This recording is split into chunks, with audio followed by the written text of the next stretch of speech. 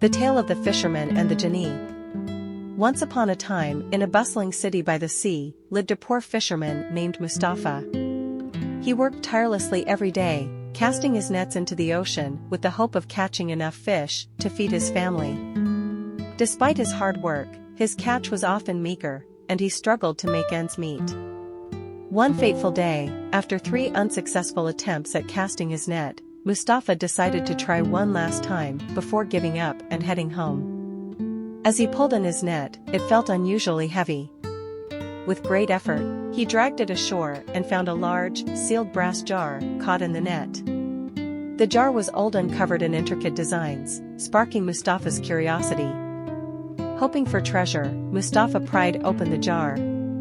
To his astonishment, a thick column of black smoke poured out, swirling and expanding until it formed the shape of a massive, terrifying Jinni. The Jinni, having been trapped in the jar for centuries, was furious. He glared at Mustafa and declared, "I am the mighty Jinni, imprisoned in this jar for centuries. Now that I am free, I shall kill you as my revenge against humanity." Terrified, Mustafa fell to his knees and begged for his life. He asked the Jinni how he had come to be imprisoned in the jar. The Jinni, in a fit of arrogance, explained, "I rebelled against King Solomon, who trapped me in this jar and cast me into the sea. For the first 100 years, I swore to reward whoever freed me with riches.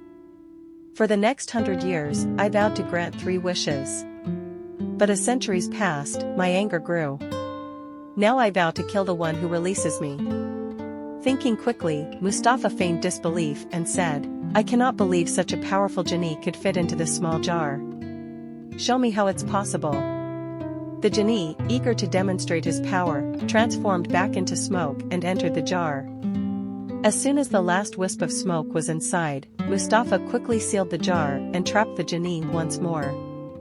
The Jinni, realizing he had been outwitted, pleaded with Mustafa to release him, promising not to harm him and to grant him 3 wishes in return for his freedom. Mustafa, still wary, extracted a solemn oath from the Jinni before opening the jar again. Once free, the Jinni kept his word. Mustafa made his first wish, to become wealthy enough to provide for his family. Instantly, his humble home was transformed into a magnificent house filled with gold, jewels, and fine goods. His second wish was for wisdom, so he could use his newfound wealth wisely and help those in need. The Jinni granted this wish, and Mustafa felt a surge of knowledge and clarity. For his final wish, Mustafa wished for the Jinni to be freed from his curse and to live peacefully among humans. The Jinni, moved by Mustafa's kindness and selflessness, agreed and promised to protect Mustafa and his family for generations to come. News of Mustafa's incredible fortune spread throughout the village, and he became known not only for his wealth, but also for his wisdom and generosity. He used his riches to improve the lives of those around him, building schools, hospitals, and providing for the poor. The Jinni, now free and grateful, remained by Mustafa's side, guiding and protecting him. Years passed, and Mustafa's name became legendary. The villagers learned the true value of cleverness, kindness, and the power of wishes. And so, Mustafa lived a long and prosperous life, forever remembered as the fisherman who outwitted a Jinni and changed his destiny. Moral of the story: the tale of the fisherman and the Jinni teaches that quick thinking and cleverness can save one from dire situations. It also emphasizes the virtues of kindness, generosity, and the transformative power of mercy.